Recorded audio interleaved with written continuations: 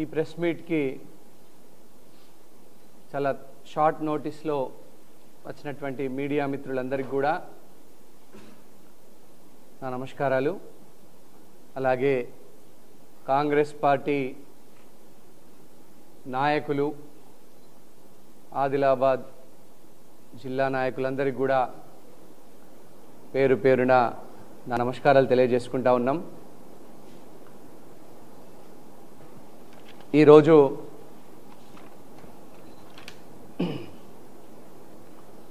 భూభారతి సదస్సులో భాగంగా ఆదిలాబాద్ నియోజకవర్గానికి వచ్చినటువంటి గౌరవ గృహ నిర్మాణ రెవెన్యూ శాఖ మంత్రి పొంగులేటి శ్రీనివాసరెడ్డి గారి,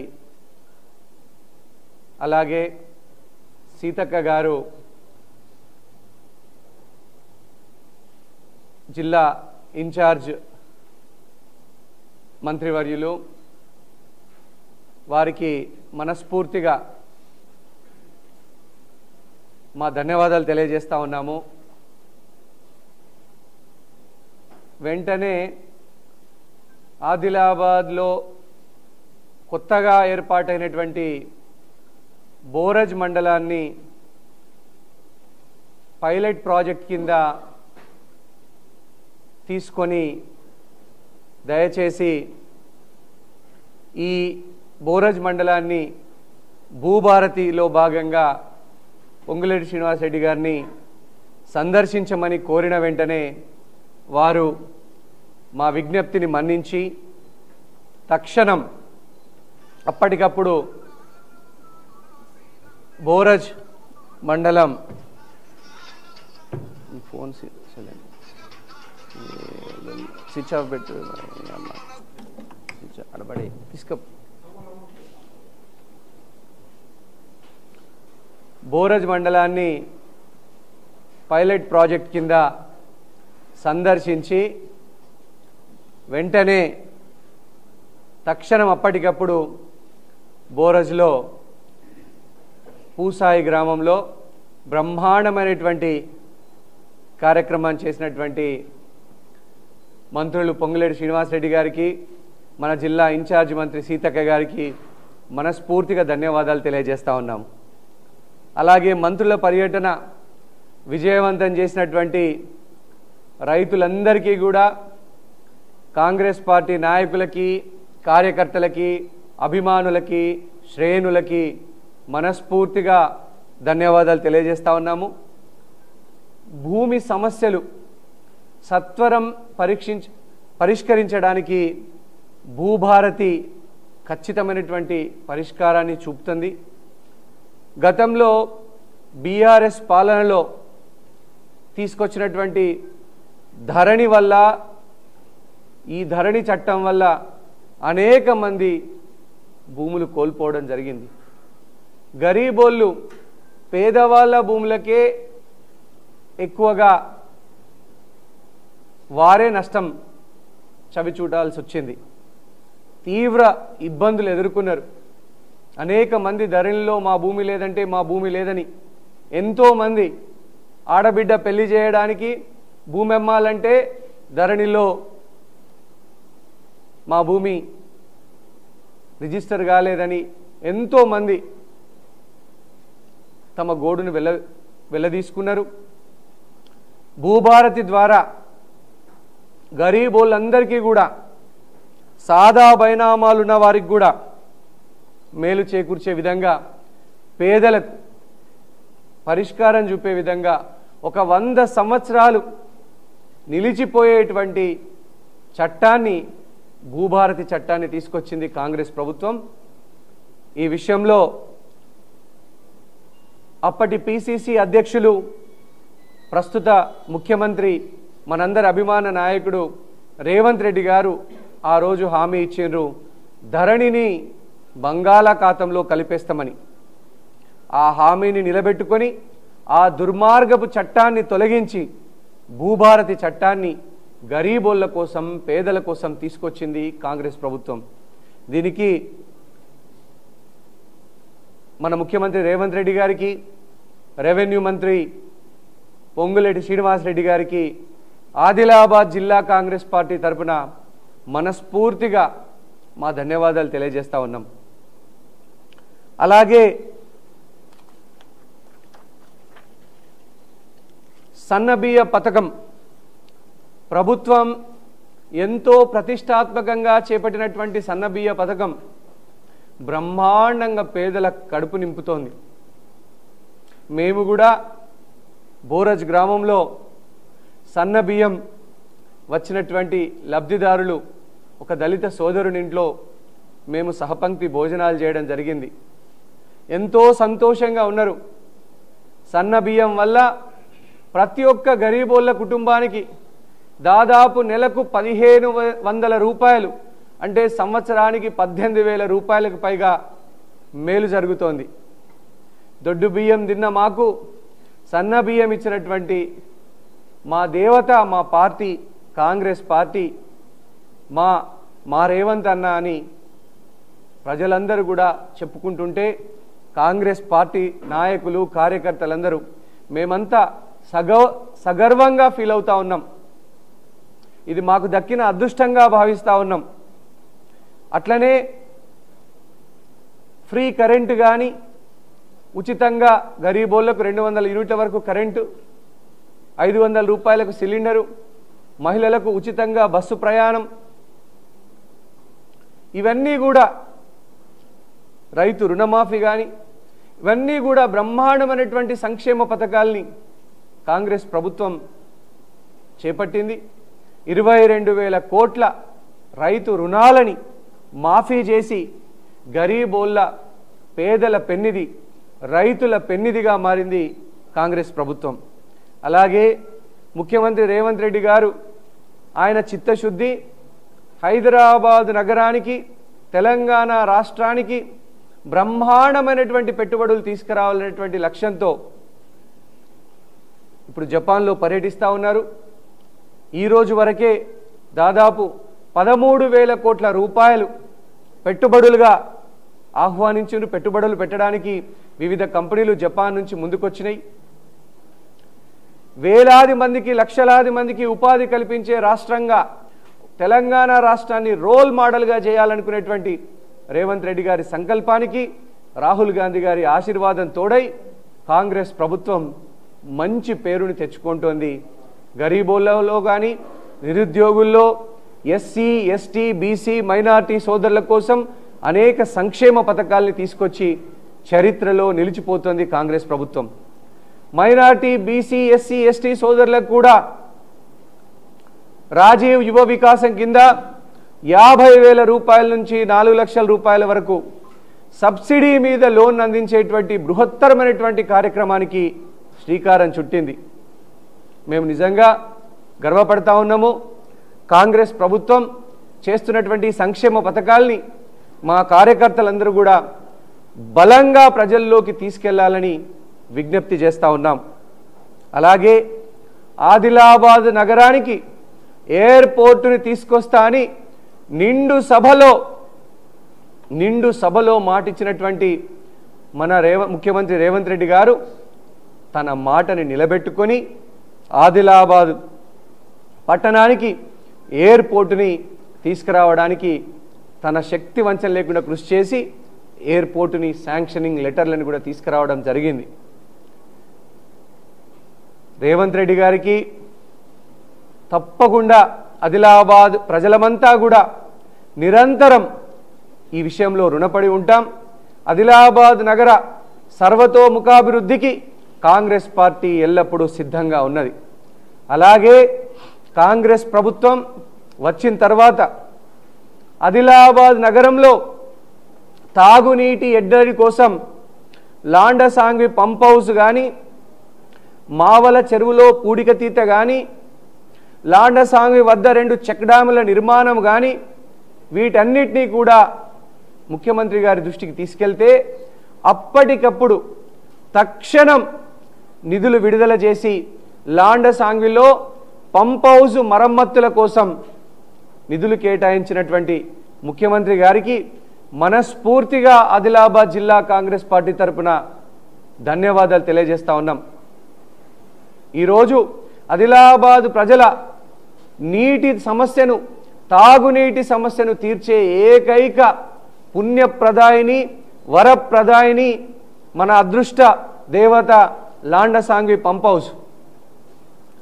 చెక్ డ్యాముల నిర్మాణం కోసం కూడా 40 కోట్ల రూపాయలకు సంబంధించినటువంటి ఎస్టిమేషన్లు రాష్ట్ర ప్రభుత్వానికి పంపిస్తూ ఉన్నాం.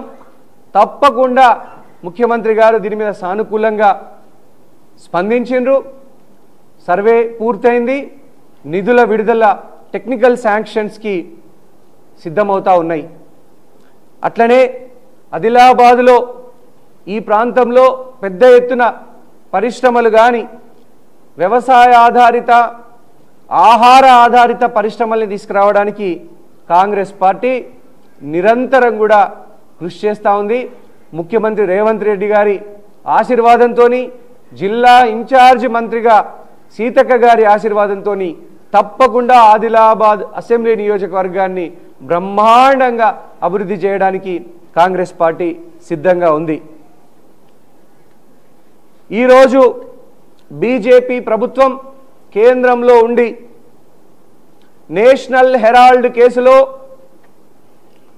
తెలంగాణ ఇచ్చిన తల్లి సోనియా గాంధీ గారి మీద, లోక్సభలో ప్రతిపక్ష నేత రాహుల్ గాంధీ గారి మీద అక్రమంగా ఈడీ కేసులు పెట్టి వేధించడం చాలా దారుణం. ప్రశ్నిస్తే కేసుల పేరుతో భయభ్రాంతులకు గురి చేసేటువంటి ఈ బీజేపీ నరేంద్ర మోడీ ప్రభుత్వం ప్రజలు విశ్వాసాన్ని కోల్పోయింది. మొన్న ఎలక్షన్లో 60 సీట్లను తెగగోసిండ్రు బీజేపీ ప్రభుత్వానికి. ఈ ప్రభుత్వం మైనారిటీ ప్రభుత్వం, లోక్సభలో మెజారిటీ లేని ప్రభుత్వం ఈ ప్రభుత్వం.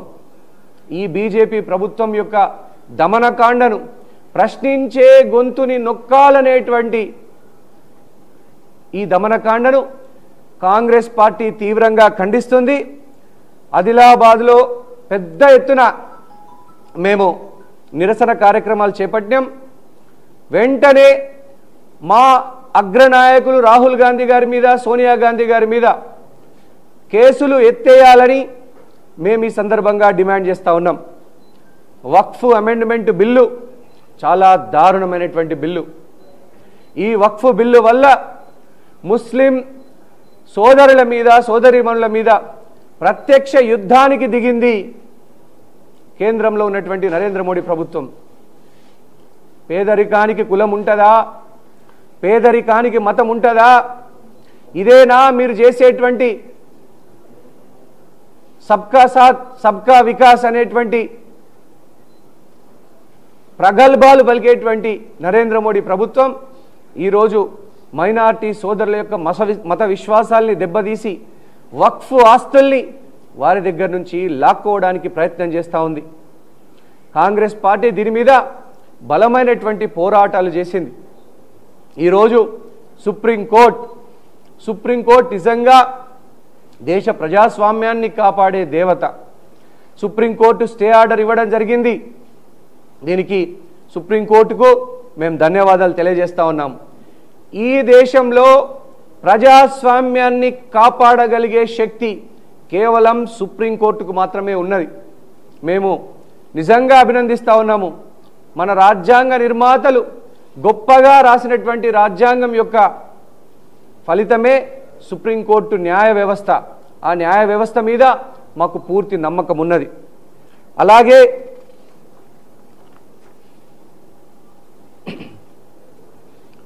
ఈరోజు క్రైస్తవ సోదరులందరికీ కూడా ఒక సాడ్ డే. వాళ్ళందరికీ కూడా ఒక నిజంగా ఒక బాధపడే రోజు. పాపం రోమన్ క్యాథలిక్ అధినేత వాటికన్ పోప్ ఫ్రాన్సిస్ తన 88వ ఏట ఈరోజు మరణించడం జరిగింది. రోమన్ క్యాథలిక్కులకి రాష్ట్రంలో, జిల్లాలో, దేశంలో, ప్రపంచవ్యాప్తంగా ఉన్నటువంటి రోమన్ క్యాథలిక్కులందరికీ కూడా మా కండోలెన్సెస్ని, సంతాపాన్ని తెలియజేస్తూ ఉన్నాము. నిరాడంబర జీవితాన్ని గడిపినటువంటి పోప్ ఫ్రాన్సిస్ గారు అత్యంత తన 88 సంవత్సరాల కాలంలో నిరంతరం ప్రజలతో ప్రత్యక్ష సంబంధాలు ఏర్పరచుకొని వాళ్ళ జీవితాల్లో మార్పు తీసుకురావాలని ప్రయత్నించినటువంటి వ్యక్తి మహనీయుడు పోప్ ఫ్రాన్సిస్. వారు ఒక గంట క్రితమే మరణించడం జరిగింది. వారికి మేము క్రైస్తవ సోదరులందరూ దుఃఖంలో మునిగిపోయారు.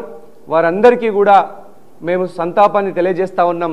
కాంగ్రెస్ పార్టీ తరపున తప్పకుండా క్రైస్తవ సోదరులు మరింత అన్ని రంగాలలో ఉన్నతి సాధించాలని కాంగ్రెస్ ప్రభుత్వం అనేక సంక్షేమ పథకాల్ని కూడా ప్రవేశపెడతా ఉన్నది.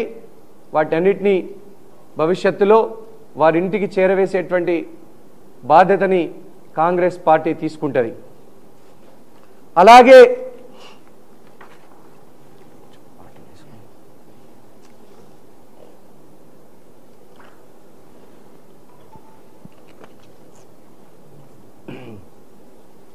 ఇక మన ఆదిలాబాద్లో జరుగుతున్నటువంటి ఎమ్మెల్యే పాయల్ శంకర్ యొక్క భూ కబ్జాలు, దారుణాలు, ల్యాండ్ మాఫియా, భూముల్ని కబ్జా చేసే మాఫియాని పెంచి పోషిస్తున్నటువంటి పాయల్ శంకర్ గారు ప్రజా సంక్షేమం గాలికి వదిలిపెట్టి పైరవీళ్ళల్లా కబ్జాలల్లా వ్యక్తిగత ఆస్తులు సమకూర్చుకోవడం కోసం ఎంతకైనా తెగిస్తూ ఉన్నారు. ఈ మధ్య ఒక సర్వే చేస్తే ఆ సర్వేలో అవినీతిలో నంబర్ 1 ఎమ్మెల్యే ఎవరంటే ఆదిలాబాద్ ఎమ్మెల్యే పాయల్ శంకర్ పేరు వచ్చింది. అందరూ కూడా హైదరాబాద్లో మేము పోయినప్పుడు కూడా అడుగుతా ఉన్నారు, ఏందయ్యా ఈ పాయల్ శంకర్ ఇంత పెద్ద ఎత్తున కబ్జాలు చేస్తున్నాడని. పొద్దున్న లేస్తే భూముల మీద పైరవీలు, భూముల కబ్జాలు, ఆ కబ్జా భూమికి ఎన్ఓసి కావాలి, ఈ కబ్జా భూమికి ఎన్ఓసి కావాలని తిరుగుతూ ఉన్నాడు.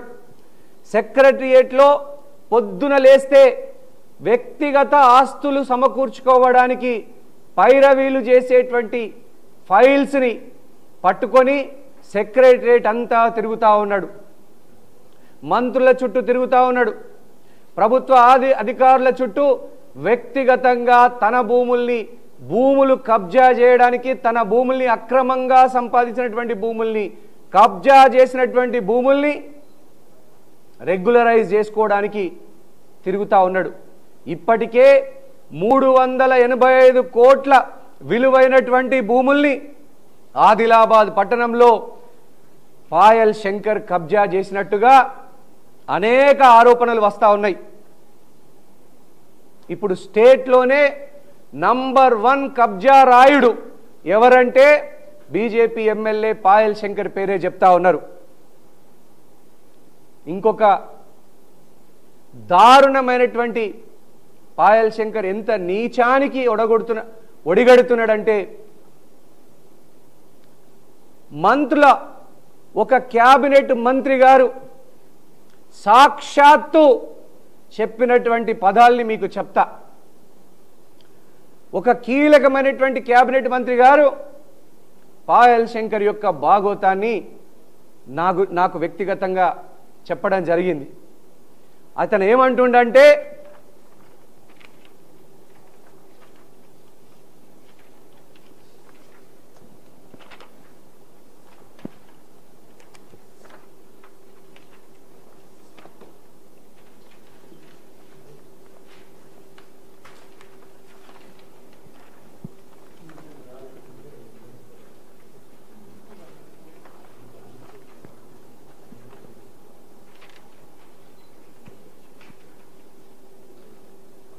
నేను మీ కాంగ్రెస్ పార్టీ ఎమ్మెల్యే అనుకొని నడవండి, కాంగ్రెస్ పెద్దలతో బీజేపీ ఎమ్మెల్యే పాయల్ శంకర్ దొంగ నాటకాలు రాయబారాలు. నేను మీ కాంగ్రెస్ ఎమ్మెల్యే అనుకొని నడవండి. ఎంత దుర్మార్గానికి నీచానికి ఒడిగట్టిండి ఈ పాయల్ శంకర్. ఇది స్వయాన రాష్ట్ర క్యాబినెట్ మంత్రి నాకు స్వయంగా తెలియజేసినటువంటి విషయం, పాయల్ శంకర్, నీ వ్యక్తిగత ఆస్తులు పెంపొందించుకోవడానికి నీ అల్లుడి పేరు మీద, నీ కొడుకు పేరు మీద, నీ పేరు మీద వ్యక్తిగత ఆస్తులు సంపాదించుకోవడానికి ఇంత నీచానికి దారుణానికి ఒడిగట్టేటువంటి చరిత్ర పాయల్ శంకర్. నేను పాయల్ శంకర్కి ఒకటే చెప్తా ఉన్నా, నువ్వు నిజంగా నేను మీ కాంగ్రెస్ పార్టీ ఎమ్మెల్యేనే అని అనుకొని నడవండి, నువ్వు ఖచ్చితంగా రాష్ట్ర మంత్రుల చుట్టూ తిరుగుతా ఉన్నావు పైరవీల కోసం, నీ కబ్జా భూముల్ని రెగ్యులరైజేషన్ కోసం. ఈ మాట గనక తప్పని నువ్వు నిరూపిస్తే నాకు ఒక ఆడబిడ్డ ఉన్నది, నాకు ఒక కూతురున్నది, నీకు ఒక కూతురున్నది. నేను తడిగుడ్డలతో తడి బట్టలతో ఏ దేవాలయంలోనైనా ప్రమాణం చేయడానికి సిద్ధం. పాయల్ శంకర్, నేను మీ కాంగ్రెస్ పార్టీ ఎమ్మెల్యే అనుకొని నడవండి అన్న మాటలు 1000% నిజం. దీనికోసం తడి బట్టలతో యాపల్గూడ శివమార్కండే ఆలయంలో కానీ, జైనత్ లక్ష్మీనారాయణ స్వామి ఆలయంలో కానీ, పెండల్వాడ హనుమాన్ మందిర్లో కానీ నేను తడి బట్టలతో నా బిడ్డ మీద ఒట్టు వేసి ప్రమాణం చేసి నేను ఈ విషయం చెప్తా ప్రజలందరికీ.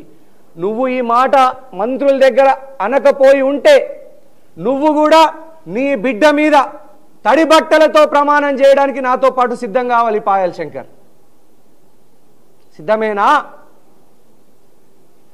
ఎంత నీచానికి ఒడిగట్టినావు. కాంగ్రెస్ పార్టీలో చేరాలని నువ్వు మోకాళ్ళ మీద నడుచుకుంటూ కాంగ్రెస్ పెద్దల్ని కలిస్తే నిన్ను చీగొట్టిండ్రు, దగ్గరికి రాణిస్తలేరు నిన్ను. నీలాంటి కబ్జా కోరుని కాంగ్రెస్ పార్టీలో చేర్చుకుంటే కాంగ్రెస్ పార్టీ అపవిత్రం అవుతుంది. నీలాంటి పైరవికారుణ్ణి, భూ కబ్జా భూమాఫియా నడిపేటువంటి వ్యక్తిని గనక కాంగ్రెస్ పార్టీలో చేర్చుకుంటే సర్వ పాపాలు అంటుకుంటాయని అధిష్టానం పెద్దలు చెప్పారు. నీ నీచమైనటువంటి వ్యక్తిత్వానికి నిదర్శనం నేను కూడా కాంగ్రెస్ పార్టీ ఎమ్మెల్యే అనుకొని నడవండి అని నువ్వు ఏ విషయంలో అయితే మంత్రులతో మంత్రి గారి పేషీల్లో వెళ్ళి చెప్తా ఉన్నావు అంటే నీ కబ్జాలు ఇట్లాగే కొనసాగాల, నీ భూమాఫియా ఇట్లాగే కొనసాగాల అని నువ్వు ప్రయత్నం చేస్తా ఉన్నావు. పాయల్ శంకర్ గారు, రేపు 5 గంటల వరకు మీకు, రేపు సాయంత్రం 5 గంటల వరకు సమయం ఇస్తా ఉన్నాం. మీకు ఈ మాట అనకపోయి ఉంటే తడి బట్టలతోని నాతో పాటు ప్రమాణం చేయడానికి ఇప్పుడే చెప్పిన ఏ దేవాలయంలో అయినా నేను సిద్ధం. యాపల్గూడలో అయినా, శివాలయంలో, జైనత్ లక్ష్మీనారాయణ స్వామి ఆలయంలో, పెండల్వాడ హనుమాన్ ఆలయంలో ఎక్కడైనా తడి బట్టలతో నా సొంత కన్న బిడ్డ మీద నేను ప్రమాణం చేయడానికి సిద్ధం. నువ్వు సిద్ధమా? తడి బట్టలతో సిద్ధం చేయడానికి రావాలి. మీడియా ద్వారా రేపు నాకు తెలియజేయు. సాయంత్రం 5 గంటల వరకు నువ్వు ఎప్పుడు పిలిచినా కూడా సాయంత్రం 6 గంటల వరకు తెలియజేయి. మనమిద్దరం నువ్వు ఏ ఆలయానికంటే ఆ ఆలయానికి పోదాం, తడి బట్టలతో ప్రమాణం చేద్దాం. నాకు ఒక ఆడకూతురు ఉన్నది, నా బిడ్డ, నీకు ఒక ఆడబిడ్డ ఉన్నది.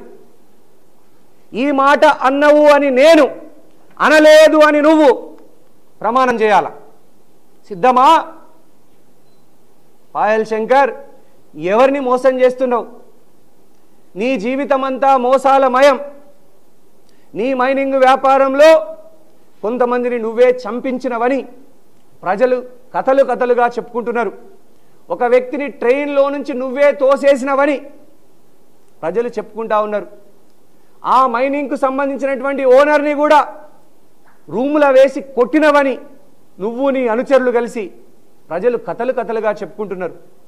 నీ జీవితమంతా అక్రమాలమయం, అవినీతిమయం.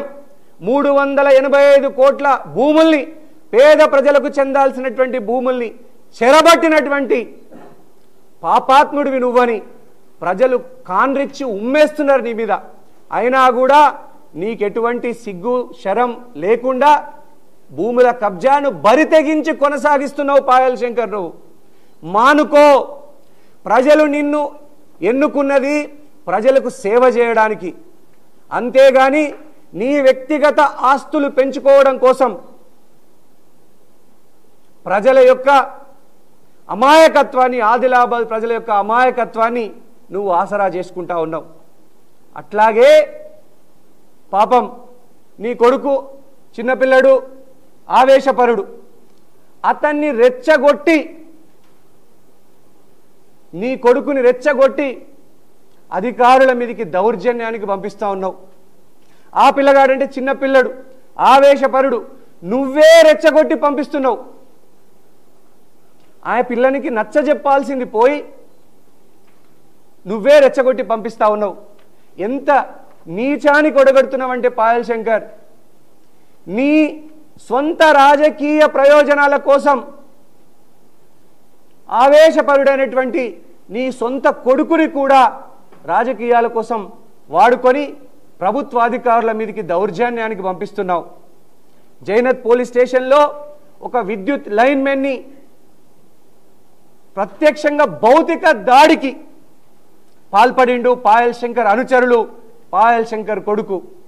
జైనత్ పోలీస్ స్టేషన్లో కేసు కూడా నమోదైంది. ఇది పాయల్ శంకరే రెచ్చగొట్టి పంపిస్తున్నాడు. ఆ పిల్లగాడంటే చిన్న పిల్లడు, ఆవేశం ఎక్కువ, ఆలోచన తక్కువ. అతన్ని కూడా ఈయన రాజకీయ స్వార్థ ప్రయోజనాలకు వాడుకుంటున్నాడంటే ఏ స్థాయికైనా దిగజారుతాడు పాయల్ శంకరు రాజకీయాల కోసం.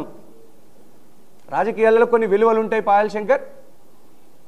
భూముల కబ్జాలు, ఇంత ఆస్తి కూడబెట్టుకోవాలని నువ్వు ఆదిలాబాద్ ప్రజల నుంచి దోచుకోవాలని నువ్వు చేసేటువంటి నీచమైనటువంటి వికృత చేష్టలు చూసి సెక్రటరియట్లో అధికారులే ప్రత్యక్షంగా నాకు చెప్తున్నారు, మీ ఎమ్మెల్యే పాయల్ శంకరు కాంగ్రెస్ పార్టీలో తిరుగుతామని, కాంగ్రెస్ పార్టీలో చేరుతాని తిరుగుతున్నాడని.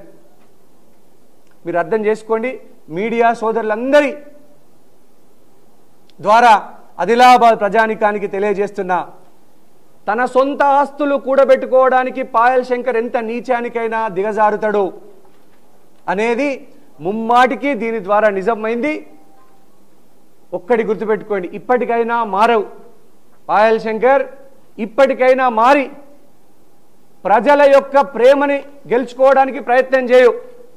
అంతే తప్ప నీ వ్యక్తిగత ఆస్తుల కోసం ప్రజల యొక్క ప్రయోజనాల్ని బలిపెట్టి అమాయకులైనటువంటి ఆదిలాబాద్ ప్రజల భూముల్ని గుంజుకుంటున్నావు.